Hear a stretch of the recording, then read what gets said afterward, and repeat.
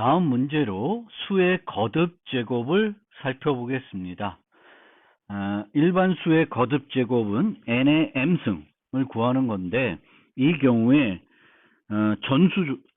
이걸 전수조사를 해야 될지, 하여튼 기본적으로 모든 n들을 이렇게 곱해가지고 n의 m승을 계산하기 위해서는 총 n-1번의 곱셈이 필요합니다. 이것을 가장 효과적으로 구현하는 방법은 square and multiply라는 방법이 되겠습니다. square and multiply 방법은 3의 53승을 계산한다.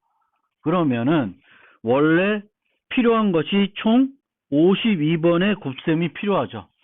3 곱하기 3 곱하기 쭉 해서 얘를 곱하면은 52번 곱하면은 3의 53승을 구할 수 있습니다. 그런데 이거를 어떻게 하냐면은 3의 2승, 3의 4승, 3의 8승, 3의 16승, 3의 32승 등 2의 거듭제곱 승들을 구해가지고 이들을 이용해서 3의 53승을 계산하게 되면은 훨씬 적은 수의 곱셈으로 거듭제곱을 할 수 있습니다. 3의 53승은 3의 32승 곱하기 3의 16승, 3의 4승 곱하기 3입니다. 즉, 요 4개의 값이 있으면 3번의 곱으로 3의 53승을 계산할 수 있습니다. 그런데 요 각각들은 어떻게 계산할 수 있냐면은 먼저 3 곱하기 3을 해서 3의 2승을 구할 수가 있고요. 그 다음에 3의 2승을 이용해서 3의 4승을 구할 수가 있습니다. 마찬가지로 3의 8승도 3의 4승을 이용하고 16승도 3의 8승을 이용하고 3의 32승은 3의 16승을 이용하면 돼요. 그러면 하나, 둘, 셋, 넷, 5개가 필요하니까 5번의 곱셈을 하면 요 각각들을 얻을 수가 있습니다. 그러면 얘네들 얻은 것과 요것들 필요한 것들을 추려내서 곱하면은 얘를 구할 수 있기 때문에 총 8번의 곱셈을 통해서 3의 53승을 계산할 수 있습니다. 얘와 비교해 보면 되겠고, 로그 m에 비례하는 형태, m에 비례하는 형태가 되겠습니다. 그럼 실제적으로 이 스퀘어 멀티플라이를 알고리즘을 작성해 보면 요 32승, 16승, 4승, 1승인데 이게 어떻게 되냐면은 53승을 비트로 표현하면 이렇게 돼요. 110101. 얘가 32승, 16승, 4승, 1이에요.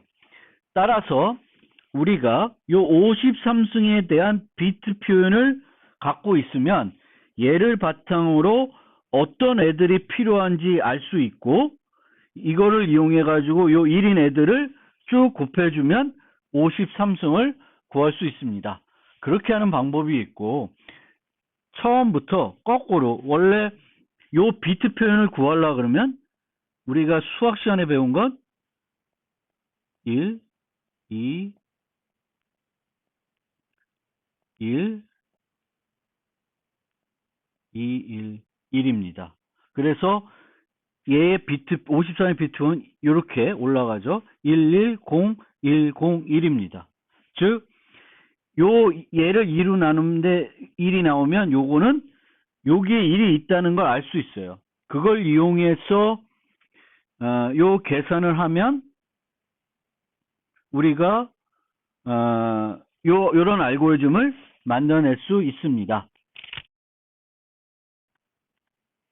그래서 알고리즘을 보면 우리가 이게 진행이 되면서 3의 2승, 3의 4승, 3의 8승 요 값들을 쭉 계산해 나가게 되겠고, 여기를 나누면서 요게 1이 됐을 때 결과값에 곱해주는 형태로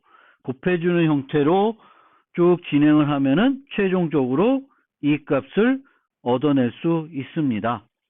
그래서 이렇게 하는 방법이 있고, 근데 이 방법은 지금 우리가 살펴보고 있는 분할 정복은 아닙니다. 그러면 이 일반수의 거듭 제곱도 분할 정복을 이용해서 할 수 있지 않을까라고 생각할 수 있습니다.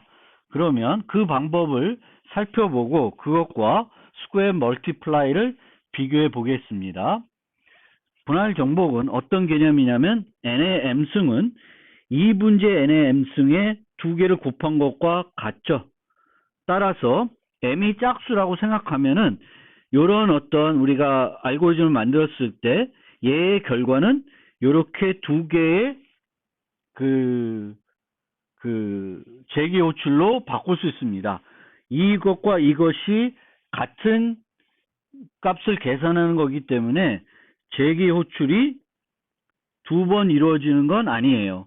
마치 아까 살펴봤던 요것과 마찬가지로 반을 에다 2를 곱하는 거죠. 두 번 호출되는 것이 아니라.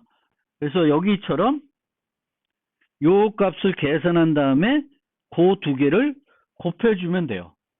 곱해주면 되는 겁니다. 그런데 n이 홀수면 요게 성립하지 않죠.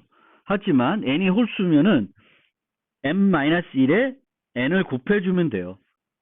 그래서 그 m이 홀수일 때는 이런 식으로 n을 한 번 더 곱해주는 형태로 작성을 하시면 되겠고, m이 쭉 내려가서 0이 되거나 1이 되면 m의 0승은 1이 되고 m의 1승은 n이 되니까 요 기저 사례를 이렇게 이용하면은 n의 수의 거듭 제곱도 이런 식으로 계산할 수 있습니다. 그러면 이제 어떻게 되냐면은 53승을 부르면 26승을 부를 거고 13승을 부르고 6을 부르고 3을 부르고 2를 불러서 이렇게 내려갔다가 다시 쭉 올라오면서 최종적으로 계산됩니다. 따라서 이 경우도 비용은 로그 n이에요.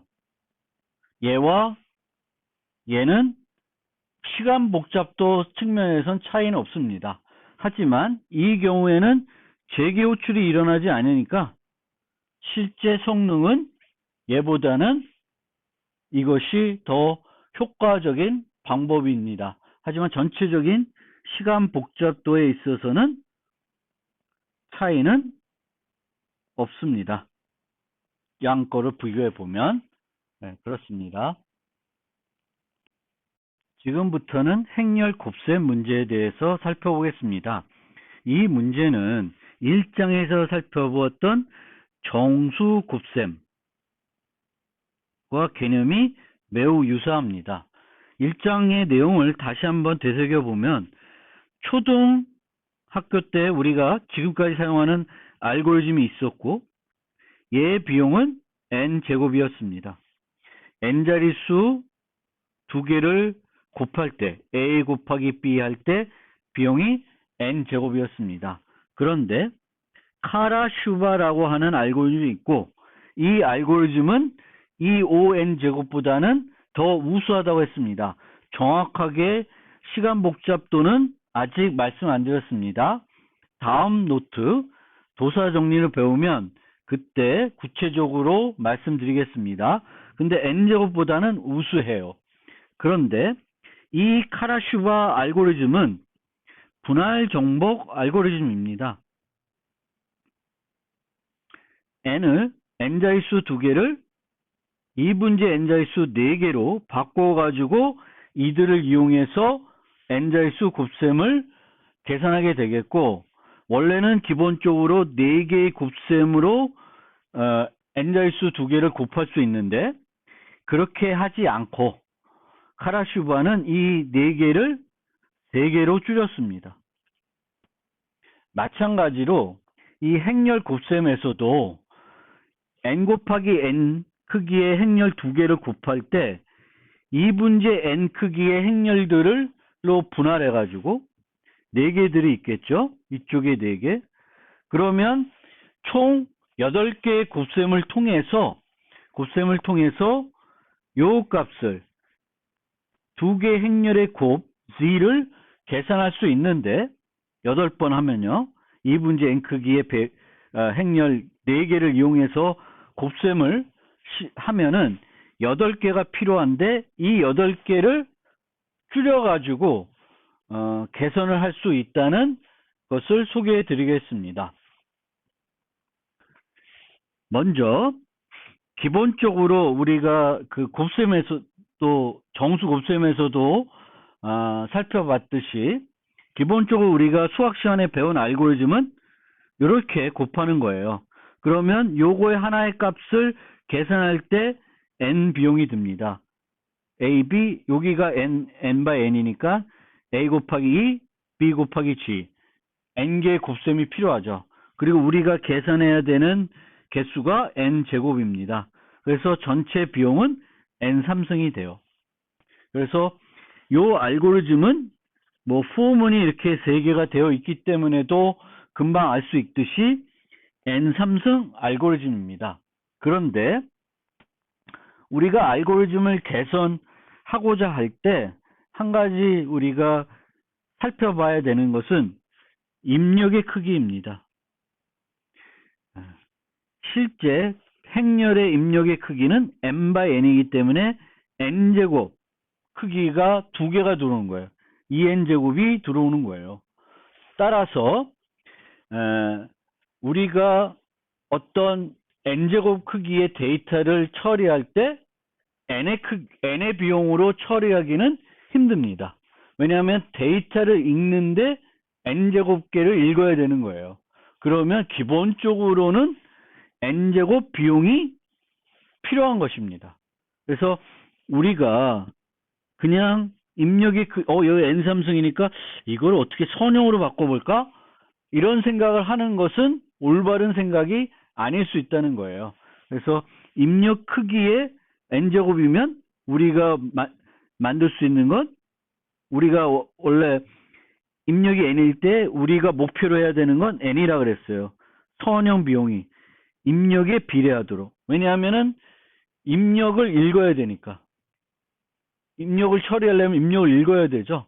그러면 n개의 데이터가 있으면 n개를 읽어야 돼요. 그러면 기본적으로는 선형 이하로 줄이는 것은 힘들어요. 물론 그 이진 탐색처럼 반을 안 읽는 그런 방법도 존재할 수 있지만 대부분의 경우에는 이렇게 하는 것은 어렵다라는 걸 알아두시면 좋겠습니다. 그러면 원래 XY를 이렇게 4개의 2분의 n 행렬로 나누면은 이런 식으로 8개의 재계호출을 이용해 가지고 계산할 수 있고 이렇게 재계호출하게 되면은 비용이 n3승이 됩니다. 그러니까 원래와 차이가 없어요. 그러니까 보통의 우리가 알고리즘이 있을 때 그 알고리즘을 분할 정복한다고 해서 성능이 전혀 개선이 안 될 수 있어요. 동일한 비용을 여전히 소요될 수가 있습니다. 특히 비재기적인 곳에서 해야 되는 일이 많으면 많을수록 그렇게 되는 거예요.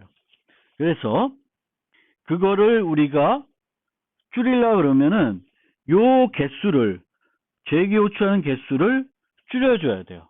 그래서 스웨스는 그 카라시바 알고리즘처럼 덧셈을 좀 더 많이 하도록 해서 곱셈보다 덧셈을 많이 하도록 해서 재기호출의 수를 8개에서 7개로 축소했습니다. 그래서 이 7개만 계산하면은 이렇게 덧셈을 통해서 계산을 할 수가 있고 우리가 원래 8개씩 이렇게 쪼개지는 게 줄어들면은 전체적으로 내려가면서 소요되는 비용은 계속 줄어들어요. 그래서 훨씬 8개가 필요했을 때보다 재기호출 수가 어떤 K가 필요했을 때보다 그게 K-1개로 줄면 아니면 그 이하로 줄면은 훨씬 더 효과적으로 성능을 발휘할 수 있다라는 거가 되겠습니다. 그게 이제 스트레이튼 알고리즘이 되겠고 이 알고리즘은 n의 2점 얼마가 될 거예요. 이것도 정확히 얼마가 되는지는 다음 노트에 도사 정리를 설명드릴 때 실제 정확하게 얼마의 그 시간 복잡도가 소요되는지를 설명해 드리겠습니다. 이번 노트에서 살펴볼 마지막 문제입니다. 마지막 문제는 제목은 가장 가까운 쌍 찾기입니다. 그래서 입력으로 n개의 좌표가 주어집니다. x와 y 값을 가지고 있는 좌표가 주어지고요. n개가 주어지고 우리가 원하는 출력은 가장 가까운 두 개의 좌표, 좌표 쌍을 계산하는 되는 것입니다. 그리고 가장 가까운 좌표라는 것은 우리가 소위 말하는 유클리드 거리를 계산하게 됩니다. 그래서 여기와 여기가 점이 있으면 요 거리를 계산하는 거예요. 요 거리를. 그래서 이렇게 계산하게 됩니다. 요 거리가 가장 짧은 쌍. 그럼 이렇게 있으면 요 두 개 쌍이 얘 두 개보다는 가까운 거리가 있죠. 그래서 가장 가까운 쌍을 찾는 것이 되겠습니다. 그러면 n개가 주어져 있기 때문에 모든 쌍들 간의 거리를 다 계산하면 가장 가까운 거리에 있는 두 쌍을 찾을 수 있겠죠. 그래서 전수조사 방법으로 그걸 구현해 되면 이렇게 이중 for loop를 이용해 가지고 계산할 수 있습니다. 첫 번째 요소하고 나머지 n-1개하고 두 번째와 n-2개 이런 식으로 쭉 비교를 하면은 총 요만큼의 쌍들에 대해서 모두 조사할 수 있습니다. 즉 n제곱의 비용으로 가장 가까운 좌표를 계산해 낼 수 있습니다. 그러면 이거를 우리가 분할 정복을 이용해서 n로그 n으로 바꿀 수 있을지 생각을 해봅시다. 접근하는 방법은 처음에 살펴봤던 역상하고 대단히 비슷할 것 같아요. 반으로 나눠서 이쪽에서 가장 작은 역상, 이쪽에서 가장 작은 역상을 찾고 그 다음에 여기와 여기에 있는 역상들을 중에 가장 작은 걸 찾아서 이 셋 중에 left, right, 그리고 split 요 세 종류에서 가장 가까운 쌍들을 찾아가지고 그 세 개 중에 가장 작은 거 그것을 결과로 출력하면 될 것 같습니다. 그러면은 이쪽 왼쪽 반 오른쪽 반에서의 가장 짧은 두 좌표는 재기적으로 해결될 거니까 신경 쓸 필요는 없고 뭘 우리가 이제 찾아내야 되냐 하면은 반으로 나눴을 때 이쪽에 있는 좌표와 이쪽에 있는 좌표들을 중에 가장 짧은 거리에 있는 그 좌표를 찾아야 되겠고 그 좌표를 ON에 찾을 수 있으면 전체 성능은 합병정렬, 역상과 똑같기 때문에 n 로그 n에 할 수 있을 것입니다. 그러면 어떻게 요 스플릿 되어 있는 쌍들 중에 가장 가까운 쌍을 찾을 수 있을까를 생각해 보면 요 중간에 있는 애들이 후보가 되겠죠. 여기 있는 애와 여기 있는 애는 후보가 안 될 것이라는 것을 쉽게 인식할 수가 있습니다.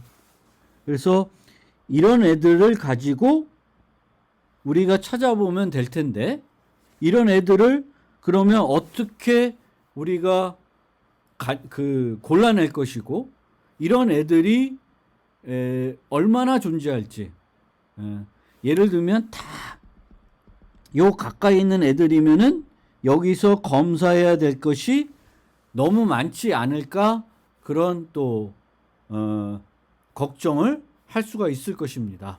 그래서 실질적으로 예를 할 수 있는지 천천히 생각을 해봅시다. 결국 분할 정복에서는 합병 연결류의 어떤 문제 해결 전략은 이쪽 반 하고 나머지 하는 거죠. 그런데 이쪽 반 하는 것은 재기적으로 스스로 알아서 하는 거니까 별로 크게 신경 쓸 부분이 아니고 요 부분에 대해서 이제 어떻게 효율적으로 할 수 있는지 찾는 것이 핵심이다라는 걸 다시 한번 말씀드리겠습니다. 그럼 한번 생각을 해봅시다. 그런데 여기서 우리가 생각해야 될 지점이 뭐냐면 좌표가 하나의 값이 아니라 두 개의 값으로 구성되어 있어요. 그러니까 이렇게 이게 x면 x축이면 x축으로 반반 나눌 수도 있고 y축으로도 나눌 수가 있습니다. 그러니까 기준이 하나가 아니라는 거예요. 나눌 수 있는 기준이 이 왼쪽 반 오른쪽 반을 했을 때 이제 한 축으로만 나눌 수 있지 양축으로, 그러니까 우리가 이제 나누긴 나눌 텐데 어떻게든 반씩 나눠서 분할 정복을 할 텐데 그 실제 좌표들은 그렇게 나눴을 때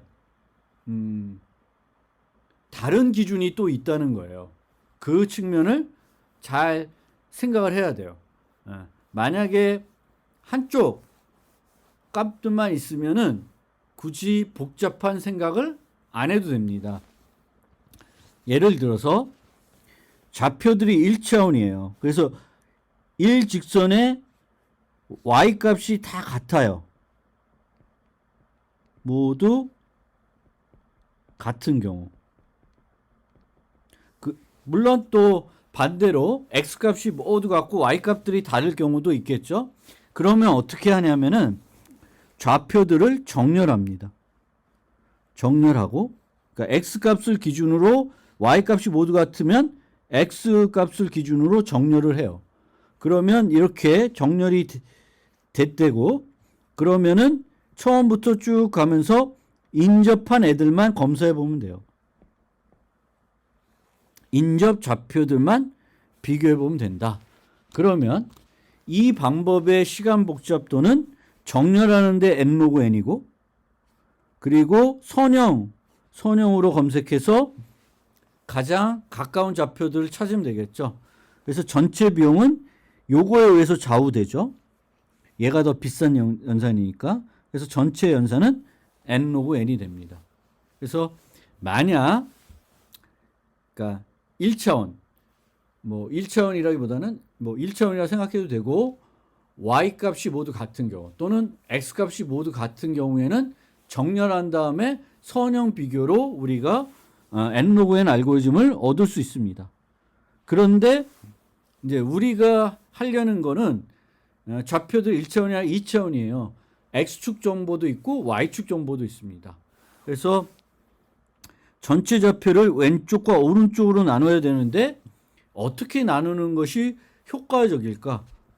이렇게 y축으로 나눌 수도 있고 x축으로 나눌 수도 있고 뭔가 이런 식으로 해서 이렇게 나눌 수도 있을 텐데 어떻게든 나눠야 되겠죠. 나눠서 처리해야 되겠고, 궁극에는 나눴을 때 그 나누어진 반에 있는 애들끼리 중에 가까운 애들을 찾아야 됩니다. 그래서 가장 가까운 쌍이 왼쪽, 오른쪽에 있을 수 있고 양쪽에 있을 수 있는데 셋 중 왼쪽 거 찾고 오른쪽 거 찾고 그 다음에 양쪽 걸 찾은 다음에 요 세 개를 비교해서 결과값을 주는 방식이고, 이 분할 정복이 n 로그 n이 되기 위해서는 양쪽 인상을 찾는 것을 on에 할 수 있어야 돼요. 그러면 n 로그 n 비용으로 찾을 수가 있습니다. 과연 어떻게 할 수 있을지 살펴봅시다. 자, 어떻게 나눌까? x좌표를 이용해서 나누기로 했습니다.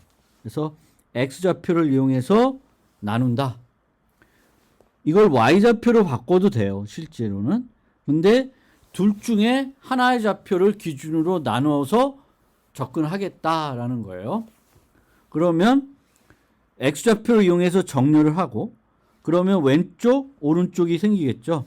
그래서 왼쪽과 오른쪽의 쌍들은 재기적으로 알아서 찾게끔 하고 우리가 이제 고안해야 되는 알고리즘은 왼쪽에 있는 애와 오른쪽에 있는 애를 비교해서 가장 가까운 쌍을 그러니까 하나는 이쪽에 있고 왼쪽에 있고 하나는 오른쪽에 있는 애들을 가지고 비교했을 때 가장 그 가까운 쌍을 찾아야 돼요. 근데 얘를 ON에 할 수 있어야 됩니다. 실제 그 역상에서 말했듯이 얘와 얘 이렇게 비교하고 또 얘와 얘 이렇게 비교하면 결국은 이것도 n제곱 비용이 들어가는 거예요. 그래서 그렇게 전수조사를 할 수는 없습니다. 이쪽에 있는 애와 이쪽에 있는 애를. 그러니까 2분의 n 곱하기 2분의 n이 되죠. 2분의 n개가 있고 각각을 2분의 n개와 비교해야 되니까 총 비용은 이렇게 되는 거예요. 그래서 실제 총 필요했던 이거보다는 조금 줄어들 수 있어도 n제곱 비용인 거죠. 그래서 이렇게 하면 안 돼요. 그러면 어떻게 하냐? 자, 여기를 기준으로 했을 때 이런 애들은 안 될 거다. 그래서 요 가까이 있는 애들을만 비교해 보면 비교해야 되는 애들을 줄일 수 있지 않을까? 그게 하나의 이제 생각해낼 수 있는 방법이고, 그런데 만약 이제 걱정되는 건 이런 애들이 너무 많이 있으면 또 비교해야 될 게 너무 많으니까 비용이 최악의 경우에는 안 줄어들지 않을까 걱정이 될 수 있습니다. 그런데 고민을 좀 많이 해보면 필요한 이제 답을 찾을 수 있는데 이 답을 찾는 거, 이 알고리즘 해결책을 찾는 게 그렇게 쉽다고 생각하지는 않습니다. 그러니까 항상 우리가 분할 정복으로 접근했을 때 단계 3을 효과적으로 할 수 있어야 되는데 이 방법을 찾는 것이 쉽지는 않습니다. 많은 고민을 해봐야 될 거고 문제의 특성을 잘 파악할 수 있어야 되겠고 또 여러 문제를 통해서 여러 가지 노하우들을 익힐 필요가 있습니다. 그래서 분할 정복이 이제 알고리즘 설계가 어떤 건 되게 직관적으로 우리가 할 수 있지만 어떤 것들은 고민을 많이 하지 않으면은 그 방법이 잘 안 떠오를 수도 있다라는 것입니다. ON에 하는 방법을 의 기본 아이디어, 요 ON에 할 수 있게 하는 기본적인 아이디어에는 두 가지의 아이디어가 적용이 되는데요. 첫 번째 아이디어는 그렇게 어렵지 않게 생각해낼 수 있는 아이디어 같습니다. 그런데 두 번째 아이디어는 이거는 대단히 쉽게 생각할 수 있는 그런 아이디어는 아닌 것 같습니다. 그래서 첫 번째 아이디어는 뭐냐면 우리가 단계 1, 단계 2 이렇게 계산을 해요. 그렇기 때문에 이 계산 결과들이 나옵니다. 이 계산 결과들을 우리가 단계 3에서 활용할 수 있다는 거예요. 즉 단계 1과 단계 2에서 구한 쌍 중에 가장 가까운 쌍 거리를 델타라고 하면 그 거리보다 큰 것들은 배제를 하겠다는 거예요. 우리가 여기 있는 애들과 이 왼쪽에 있는 애들과 오른쪽에 있는 애들을 비교해야 되는데 이 애들 비교할 때 두 애들의 거리가 델타보다 더 큰 애들은 비교 대상에서 우선 제외하겠다라는 겁니다. 해봤자 더 커지니까 안 하겠다는 거예요. 즉 여기 있는 애들을 요 아까 말씀드린 요 가까이 있는 애들을 추려내는데 그 추려낼 때 이쪽 반에서 구했던 최소값을 활용해서 추려낸다는 거예요. 그래서 이 지금 애들들은 우리가 요 기준으로 이렇게 나눴을 때 이쪽 있는 애들과 이쪽 있는 애들은 X값을 기준으로 정렬하고 있어요. 그러면은 이 X값들이 두 개의 차이가 델타보다 크면 요걸 계산하기 때문에 얘네들을 비교했을 때의 최종 결과값은 델타보다 클 수밖에 없습니다. 델타가 클 수밖에 없으니까 고려해서 제외한다. 그래서 X좌표에 정렬되어 있으므로 중간좌표를 기준으로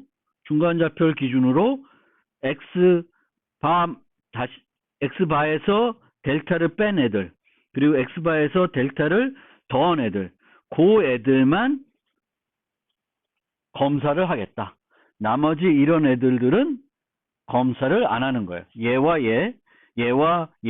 얘와 얘들은 비교해서 없애는 거예요.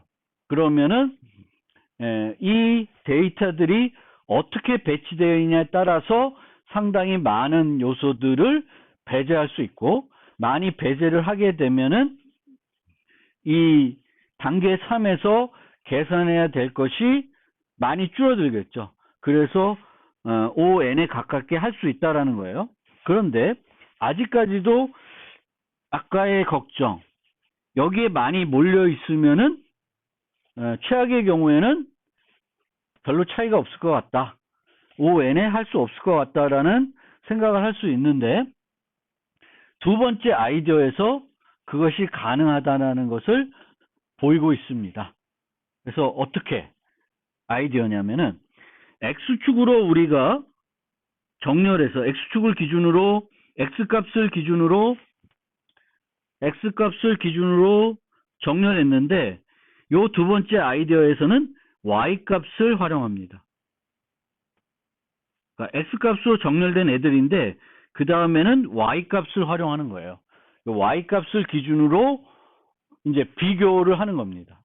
Y값을 기준으로 X값으로 정렬되어 있는 애들을 이제 Y값. 그래서 어떤 애들만 추리냐면은 우선 요 사이에 있는 좌표들만 추려요. 그리고 이 좌표들을 Y값을 기준으로 정렬을 합니다. 그러면은 이렇게 쭉 돼 있겠죠.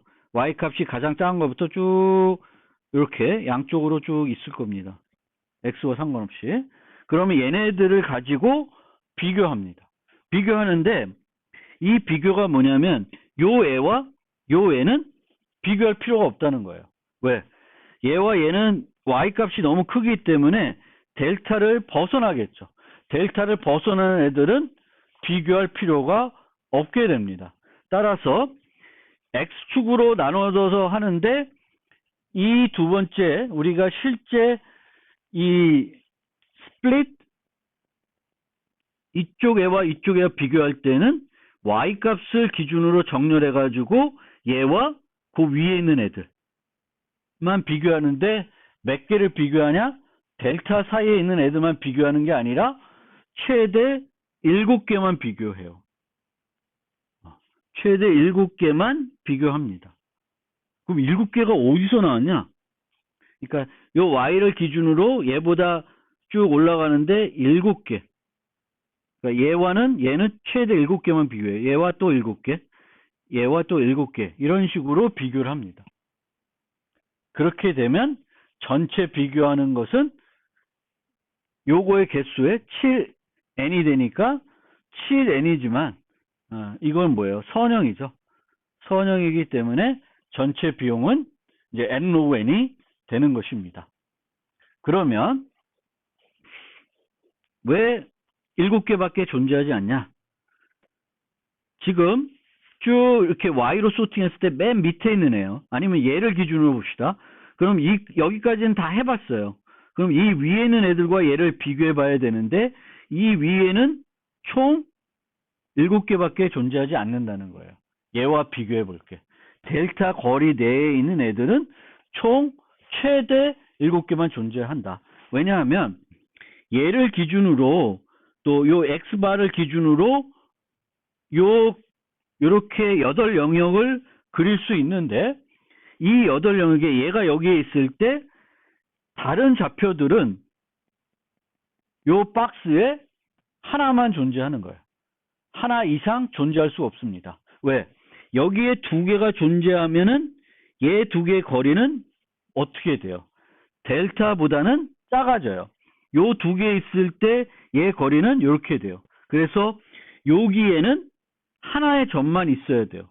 왜냐하면 이게 요 안에 2개가 존재하면은 얘는 왼쪽 반, 오른쪽 반을 했을 때 더 작기 때문에 이 델타 값이 가장 작은 게 델타라는 것의 모순이 됩니다. 따라서 총 델타 개밖에 존재를 안 해요.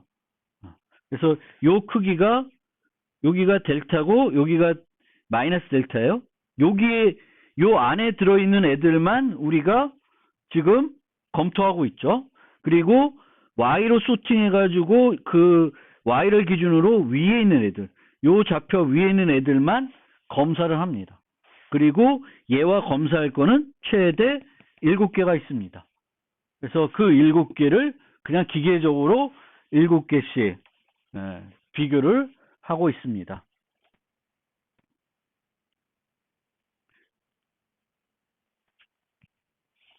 자, 그래서 실제 알고리즘은 어떻게 되냐면은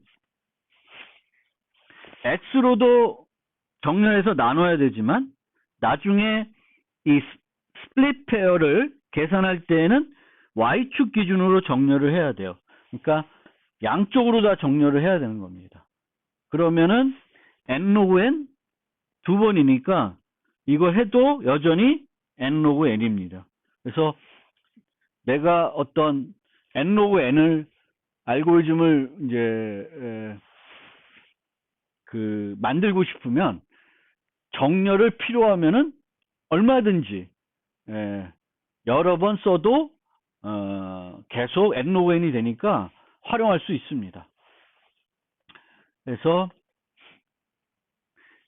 집합 P로부터 X좌표를 기준으로 PX를 만들고 Y좌표를 기준으로 PY를 만들어서 이 알고리즘에 정렬된 상태로 집어넣게 됩니다. 그리고 나서 쪼개가지고 처리하고 이것까지 처리를 하게 돼요. 그래서 알고리즘을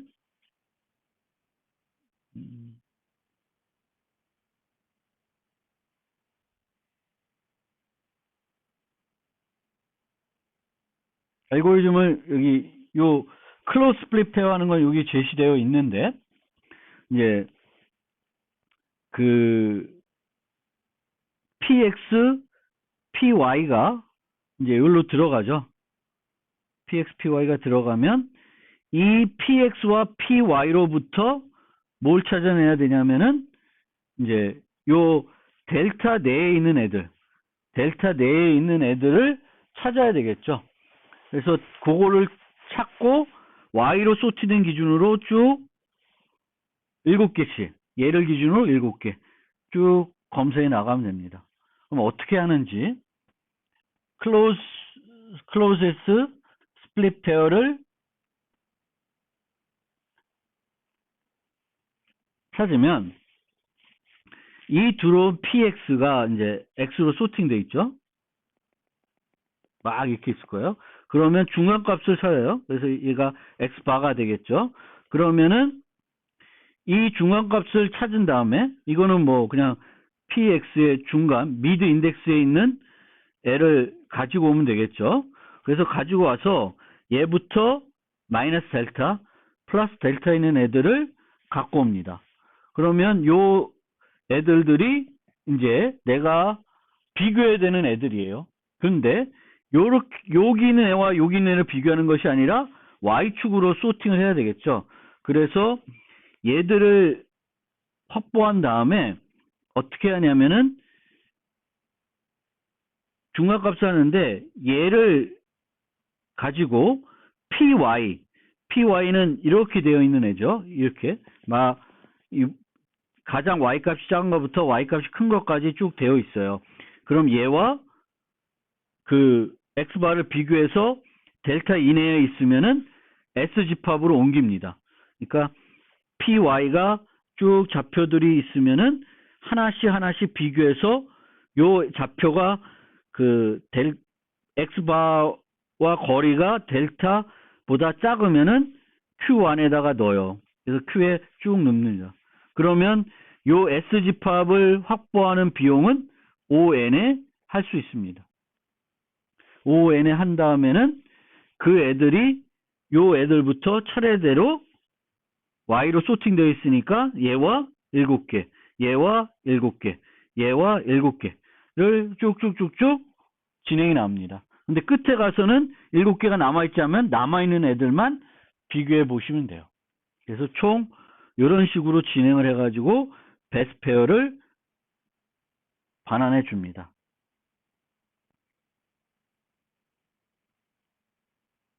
그래서 그렇게 하는 것이 바로 가장 가까운 쌍찾기입니다. 이해가 잘 되셨는지 모르겠습니다. 잘 이해가 안 됐으면 질문을 많이 남겨주시기 바라겠습니다. 그러니까 우리가 요 단계 이제 요 찾고 요 찾아서 여기가 델타가 나올 테고 델타 2가 나올 텐데 여기서 두 개 중에 가장 작은 어떤 델타가 있을 거고 그 델타가 여기 클로즈 스플릿 페어를 할 때 들어가는 거예요. 그거를 잘 기억해 두시기 바라겠습니다. 그리고 분할 정복이 적합하지 않는 경우 아까도 말씀드렸듯이 그 어떤 문제가 있을 때 이 문제를 아주 큼직한 단위로 쪼갤 수 있어야 돼요. 이렇게 피보나치 수처럼 n의 크기인데 얘를 n-1과 n-2의 크기로 나눠요. 이런 경우에는 그 제기의 후추한 수가 어떻게 돼요? fn-1, fn-2 해서 f2 이렇게까지 내려가겠죠. n개가 주어져요. 근데 f 2분지 n이 되면 로그 n만 호출되면 기저사례로 가는 거죠. 빨리 기저사례로 갈 수 있어야 돼요. 그러기 위해서는 나눠지는 문제의 수가 될 수 있으면 작아져야 돼요. 원래 크기보다 상수 크기로 줄어들어야 돼요. 그래서 빠르게 기저사례로 갈 수 있어야 됩니다. 그 다음에 이 나눴는데 너무 많은 개수를 구해야 되는 경우, 그러니까 이렇게 나눈 것들이 너무 많아지면, 물론 우리가 이렇게 반 나누고 그럴 이유는 없겠지만 어떤 문제들은 이제 그 문제들이 세부적으로 해결된 문제들이 대단히 많을 수 있어요. 그런 경우에도 분할 정복이 적합하지 않습니다. 그리고 이렇게 나누더라도 결국 또 거기서의 핵심은 단계 3이 핵심이라고 그랬죠. 이 나눠진 것들을 해결하는 거는 제기가 알아서 하는 거고, 결국 이 나눠진 것들을 해결했을 때 이것들을 이용해서 원답을 구해야 되는데 이것을 효율적으로 할 수 없다 그러면은 분할 정복의 비용은 분할 정복 안 하는 것보다 나아지지 않는다는 거예요. 그래서 단계 3이 효과적으로 만들 수 있어야지만 분할 정복하는 것이 효과가 있다. 그리고 분할 정복은 다차 시간을 더 줄여주는 거예요. n3승을 n제곱으로, n제곱을 n 로그 n으로, n을 로그 n으로 이런 식으로 접근하는 것이 분할 정복 기법이 되겠습니다.